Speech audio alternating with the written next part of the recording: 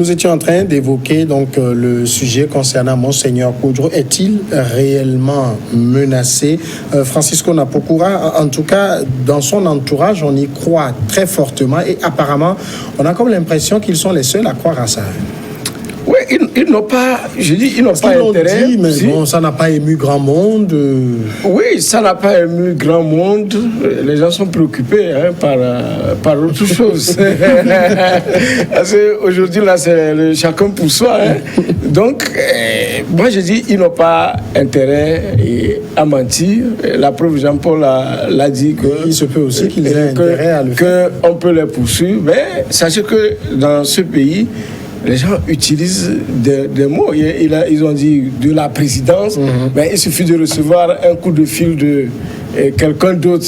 Même chose qu'on puisse. Oui, justement, c'est aussi l'une des raisons pour lesquelles quand il dit ces menaces viennent par téléphone. Oui. Quand quelqu'un m'appelle, comment je peux savoir que c'est de la présidence qu'il appelle? Il y a des gens. Non, il y a des gens visiblement. La personne va dire oui, j'appelle de la présidence et je dis je vais vous tuer. Oui, il y a des gens. Non, il y a des gens. C'est tellement facile. Non, excusez-moi, il y a des gens. On parle de la présidence de la République. Moi, je dis, la personne peut appeler, être à Djankassé, dire qu'il appelle de la présidence. Mais ça dépend de... Regardez, vous pouvez recevoir un coup de fil maintenant, même la voix que vous croyez connaître. Est-ce que vous voyez? Donc, est-il qu'il y a quelque chose quelque part? Koudrou, on le connaît, c'est un homme très passionné. Tout ce qu'il fait, il le fait avec passion. Ce n'est pas en tant que tel la vengeance. Ouais, il est beaucoup émotionné. Même ses prêches, quand il fait l'homélie, l'évangile, tout ça, là, vous sentez que c'est un homme très engagé. Est-ce que Monseigneur Koudrou, aujourd'hui, engagé dans cette cause, le fait avec tout le détachement possible du vécu qu'il a eu par rapport à tout ce qu'on lui a fait endurer? Bon, il est humain, il peut toujours avoir les ressentiments. Mais ce n'est pas ça la priorité. Mais il doit pardonner. La priorité, c'est quoi? Cette lutte que le peuple togolais est en train de mener pendant des années. Où est-ce qu'on va avec? C'est ça. Et puis, lorsqu'on parle, quand le pouvoir utilise la religion pour des fins politiques, les gens ne disent rien. Mais quand on appelle, comment vous appelez, Monseigneur Bariga, on a appelé Koudrou pour la conférence. Mais les gens n'ont pas créé que ces effets qui sont intégrés politiques. Lorsque lorsqu'il parle, lorsque l'homme d'église parle pour édifier le peuple ou pour prendre une certaine position ou attirer l'attention, on dit qu'il fait la politique, c'est pas normal. C'est le pouvoir qui utilise plus les hommes d'église. Et même, vous voyez, tous ces pasteurs mais là, Monseigneur Koudrou dit, quand on reprend par exemple un certain nombre de propos qu'il a tenus, qualifie le pouvoir de diabolique, ils doivent dégager, ils doivent faire ci. Là, on n'est plus dans le rôle dévolu à un leader ecclésiastique. On est clairement dans un rôle politique.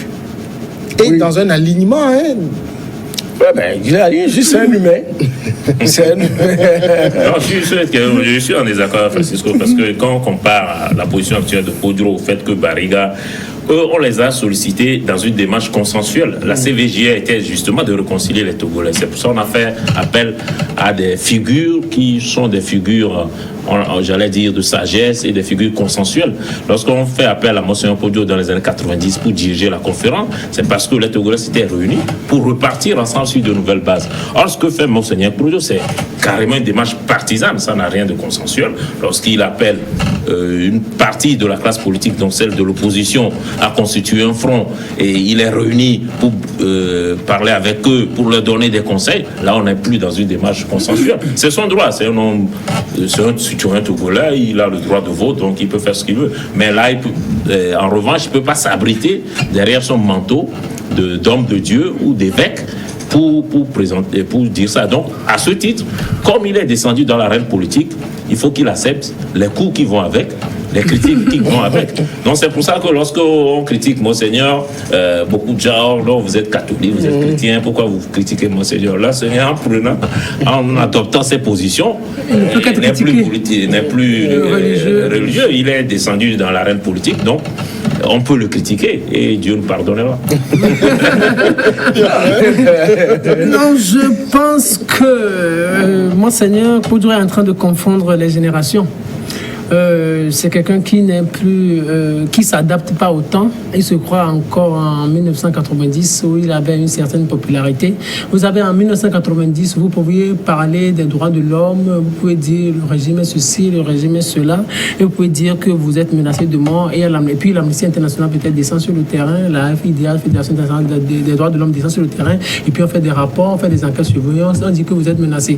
Aujourd'hui, le monde a tellement évolué, 29 ans après, quand vous sortez encore ces discours-là, personne ne vous regarde. Parce que, par exemple, le français, lui aussi, il a des problèmes. L'américain, lui aussi, il a des problèmes. Il y a des manifestations partout. Donc, on dit ce que vous traversez là, c'est rien, en fait. Donc, personne ne vous regarde, en fait. Personne ne vous regarde. Si vous êtes menacé, il y a d'autres aussi qui sont menacés chez nous. Donc, c'est comme, il cherche une certaine popularité, et c'est pour cela qu'il lance ces phrases-là pour attirer plus de sympathie, comme Francisco l'a dit un instant, pour attirer plus de sympathie. Mais ce sont des choses qui nous donneront pratiquement rien. Monseigneur Poudre, il est au soir de sa vie. S'il en veut au régime, qu'il pardonne à ce régime, parce que c'est un homme de Dieu. Lui, ce sont eux qui nous apprennent le pardon, en fait. Et puis, la dernière chose qu'il doit faire avant d'approcher la tombe, c'est d'arriver à réconcilier les Togolais. Parce que moi, il se dit homme de Dieu. L'homme de Dieu rassemble. Il ne divise pas. Lui, il divise. Il divise encore fortement le peuple togolais. Il traite un camp de diable, l'autre d'ange. Maintenant, même dans le camp d'ange, il clive encore. Il clive encore. Donc lui, il a su son passage, il divise seulement. Moi, je me demande, excusez-moi, mais qu'est-ce qu'il a eu à prêcher durant toute son existence? Moi, je ne l'ai jamais vu prêcher. Hein. Quand on était encore, je ne l'ai jamais vu prêcher. Mais en tout cas, il paraît qu'il fait vous n'allez pas une homélie. Je pense qu'il fait de belles homélies. Oui, c'est un bon. C'est un bon. Et puis, attendez, vous avez assez parlé de moi. Moi, si je veux parler un peu. Moi, c'est quelqu'un de brillant. Oui, mais regardez, qu'est-ce qu'il cherche au fait? C'est-à-dire. Il veut voir l'alternance de ses yeux aussi. Oui, l'alternance de ses yeux. Il veut voir l'alternance, c'est ce que vous dites? Oui, en tout cas, je suppose. Ah, l'alternance, non, si c'est ça, peut-être c'est après ça tombe. Je n'ai jamais dit que Monseigneur Poudre et son chargé de communication ont inventé peut-être une histoire pour se faire la popularité. Je n'ai jamais dit ça. C'est ce que Firmin vient de dire. Je n'ai jamais dit ça. En plus, je voudrais faire une petite remarque. C'est-à-dire, au niveau du Bénin, souvent on a tendance à confondre, à comparer Poudre et de Souza. Même au niveau du Togo et du Bénin, ce n'est pas la même réalité de changement politique qu'on a. J'ai dit, ils ont fait la conférence. Là-bas, c'est du marxisme. Oui, ils ont fait la conférence en pleine crise. Oui. D'accord? Et je dis, s'il y a eu alternance au Bénin, ce n'est pas la volonté de Mathieu Kérékou. Grâce à pas seulement Monseigneur de ça, mais la volonté même de choses. Ici, ici, il y a eu la conférence. La conférence c'est fini. On a passé la transition, tout ça, et patati patatra. Tout rechute. Mais je dis. Il y a des choses que vous voulez dire. Il y a des gens n'a pas voulu partir, c'est ça. Comment on appelle ça? Il y a des gens une fois voulu partir. Comment on appelle Si jamais il y avait peut-être talent à la place de Kérékou et il y a des gens à la place de Kérékou à l'époque, il n'allait pas faire la si on avait eu du Monseigneur de Souza, peut-être même avec on est dans des si là. Je pense que Francisco Napoukwa, il connaît mieux l'histoire de ce pays que moi, mais je pense que tous ceux-là qui ont eu à faire la conférence nationale, qui ont discuté avec, qui ont eu à discuter avec Yadema avant la conférence nationale, et Yadema au départ était braqué, mais avec le temps, Yadema a commencé par accepter un certain nombre de choses. En tout cas, moi j'espère, parce qu'à un moment donné, j'ai pu la voir fierté de entre Yadema. Monseigneur Podro et Kofigo s'attirer partout, et j'ai dit, il vaut mieux que ces deux écrivent leur mémoire, livrer leur part de vérité sur l'histoire que... J'ai toujours déploré. Parce que chacun, personne ne va essayer de se réhabiliter devant l'histoire. Surtout, il faut écrire juste sa part de vérité pour la génération future. Surtout Kofigo. Moi, je le dis. Kofigo, il ne doit pas aller se cacher derrière les poèmes. Non, il ne doit pas se cacher. Non, Kofigo doit écrire. Et quand il écrit, quand c'est publié, ça peut faire objet de critique. Et c'est ça qui va faire évoluer. Et on doit savoir. Oui, mais il ne faut pas qu'il doit être courageux. Qu'est-ce qu'il va la noter? Il a bien écrit, il faut qu'il soit courageux. Il a peur. Voilà, on va évoquer le deuxième sujet, Togo, cette discussion initiée par le ministère de l'administration territoriale de la décentralisation des collectivités locales. C'était hier. Les parties prenantes au processus ont été conviées au cabinet du ministre pour faire un peu l'évaluation de ce processus. Eh bien, ça ne donne personne. 3 parties, en tout cas 3 entités ont quitté la table de discussion. Le CAR, l'ANC et la coalition des 14 représentée par Mme Adjamago. Pour eux, eh bien, il ne s'agissait pas simplement de faire le suivi d'un processus, il faut écouter leurs revendications et les satisfaire. Francisco Napokura, début difficile, on a vu même un communiqué de UNIR aujourd'hui qui a condamné un peu l'attitude de ces partis-là. Vous pensez qu'on doit permanemment être dans cette sorte d'attitude? On n'est pas content, on quitte la table? Bon, je ne sais pas ce qu'ils vont faire comme discussion, parce que nous sommes en face de 2 camps qui se font comme des sourds. C'est-à-dire que ce qu'il faut faire pour faire avancer ce pays, les gens le savent. Les gens le savent. On est en train de tourner en rond. Je dis, quand vous prenez tous les rapports, que ce soit au niveau du PNUD et autres, c'est la démocratie, l'état de droit est inscrit. Est-ce que vous voyez? Et à chaque fois, même le gouvernement reconnaît des déficits sur ces plans. Et même c'est ce qui fait l'objet des multiples réformes que nous avons à répétition. Et quand vous voyez dans toutes les réformes, même vous prenez même le PND, je ne sais plus dans quel axe, je crois, axe 3 ou bien 2 du PND, mais la démocratie, là, l'état de droit, c'est inscrit. Mais on ne veut pas le faire. On est là à tourner en rond. C'est décrété. Oui, mais c'est le comportement qui doit le montrer. C'est le comportement.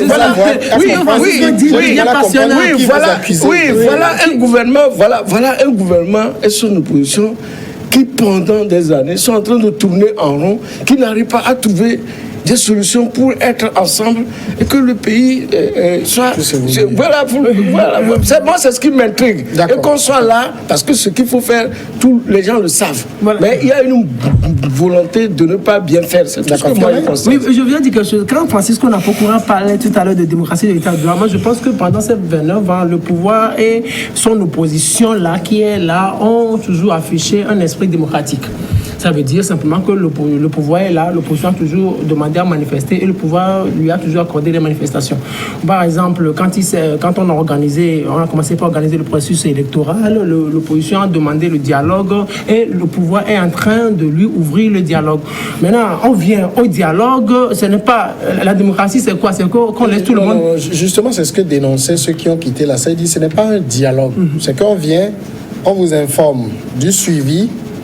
On ne vous laisse pas le temps d'exposer vos revendications pour essayer de trouver des solutions. Non, quand moi je parle de dialogue, c'est de parler, c'est-à-dire on vous laisse parler, moi si je parle, on parle. Donc, ça veut dire on vous ouvre une porte, on parle et vous aussi vous parlez. Ça veut dire à une table de discussion, on laisse tout le monde parler, vous n'êtes pas appelé à être d'accord. Ça aussi c'est la démocratie. C'est ce que je voudrais faire comprendre à Francisco Napokura. Sur ce point, c'est de la démocratie. Nous ne peut dire le contraire, c'est la démocratie. Donc, mais sauf qu'en réalité, le pouvoir est là et le pouvoir connaît son opposition.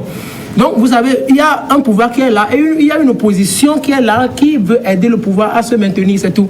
Donc, l'opposition est là, elle fait le jeu du pouvoir, elle ne veut pas que ce pouvoir-là quitte, ce régime quitte. Donc, tout ça là, le pouvoir savait que ça allait être comme ça. Et regardez, ceux-là qui ont quitté la table de discussion, L'ANC, c'est ça, non? Oui. L'ANC, il y a le cas et la C14. Ce sont ceux-là qui ont manifesté en 2000. En 2000.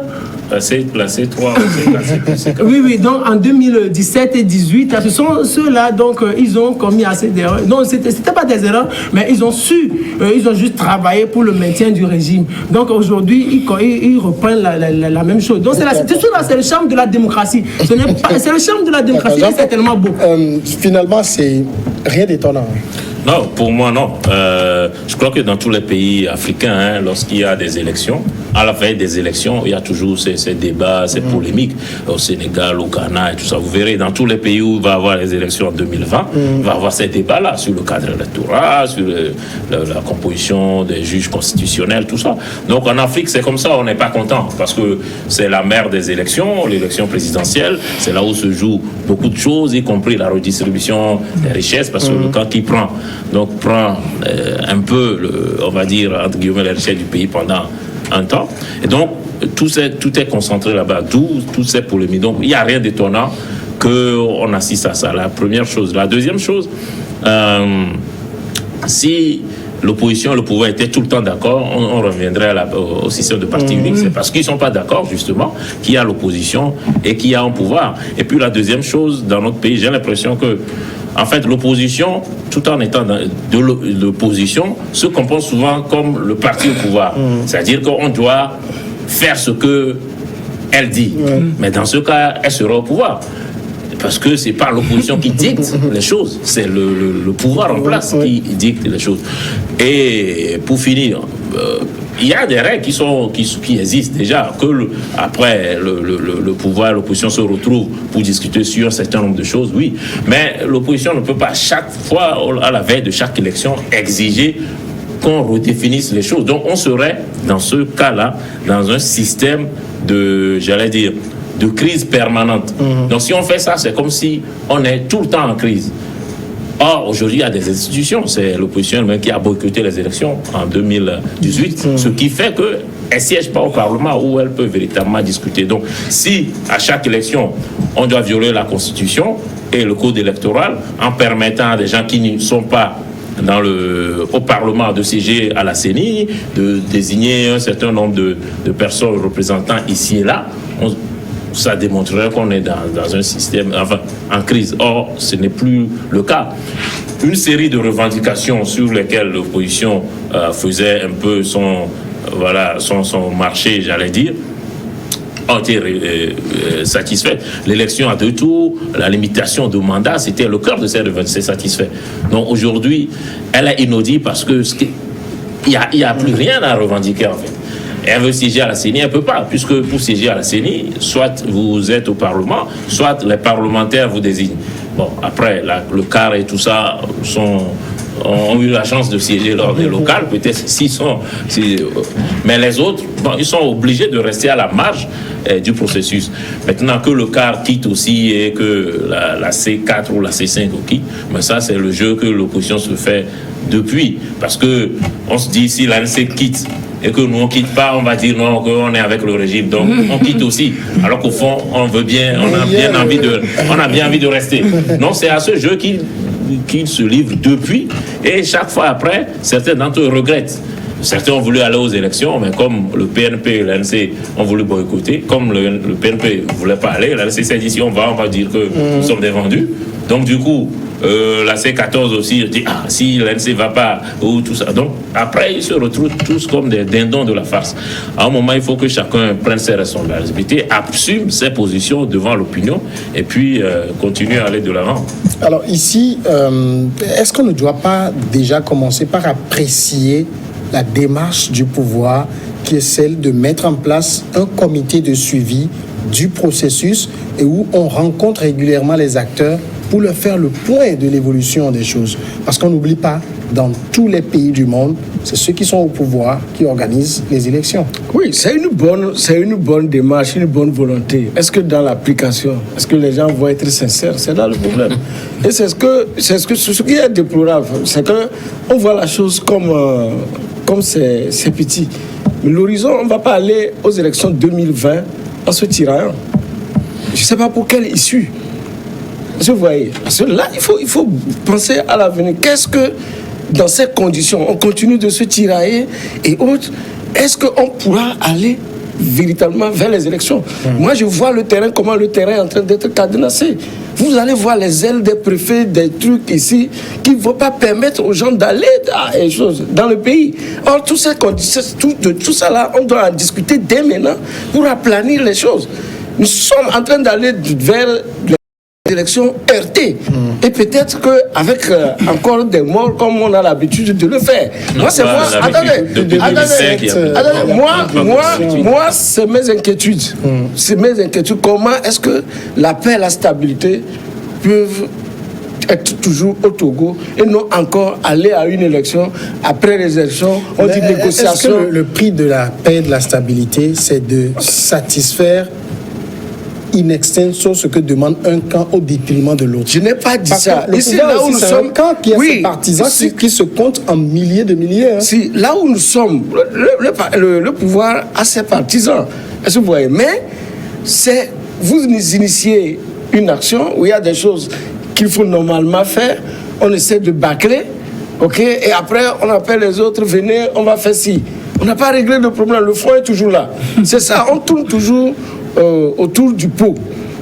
Donc, c'est tout mon inquiétude. J'ai vu le parti Unir, il a dit tout à l'heure, a envoyé un communiqué pour déplorer. Il y a des choses plus graves qui passent et le parti Unir n'a jamais sorti un communiqué. Est-ce que vous voyez, c'est extrêmement grave que c'est seulement l'élection. Il a dit, chaque élection, on est en train de faire combien? Chaque élection, il faut toujours négocier avant. Et puis après, non, il faut qu'on finisse. C'est ça l'habitude. Hier, en finissant le débat ici, j'ai posé une question, c'est que tout le monde est concentré sur ce que veut l'opposition, les revendications, mais personne ne demande quelles sont les revendications du pouvoir. Non, le pouvoir a tout. Non, attendez, le pouvoir là va revendiquer quoi? Ils ont tout. Est-ce que vous voyez? Voilà. Mais quand Francisco n'a pas quoi parler, je me demande si on est dans le même pays, quoi. Quand lui dit ce sont ses inquiétudes, est-ce qu'il y a un problème réel, Samia Niawe, au Togo? Est-ce qu'il y a un problème réel? Moi, je ne pense pas qu'il y ait de problème en ce qui concerne l'organisation des élections. Sauf que je remarque que moi, je peux juste applaudir cette si belle expression démocratique. Cette si belle expression de la démocratie. Parce que le jour où on aura toute une unanimité vis-à-vis de ce processus électoral, c'est que nous ne sommes plus en démocratie. Donc, ce qui se fait là, moi, c'est charmant pour moi. Donc, il y a un pouvoir qui organise les élections. L'opposition dit non, je ne suis pas d'accord, tout ça, on doit revoir les choses. À se dire, les Nations Unies doivent venir et tout ça. Et puis, elles sont arrivées et juste après leur départ, on parle de comité de suivi, tout ça. Donc, je pense que c'est un jeu démocratique qui se joue. Pour moi, il n'y a aucun problème. Je me demande ce que Francisco Napokora veut. Si vous étiez à la place de ce pouvoir, il faut avoir de l'empathie en politique. Je pense que c'est ce qui manque.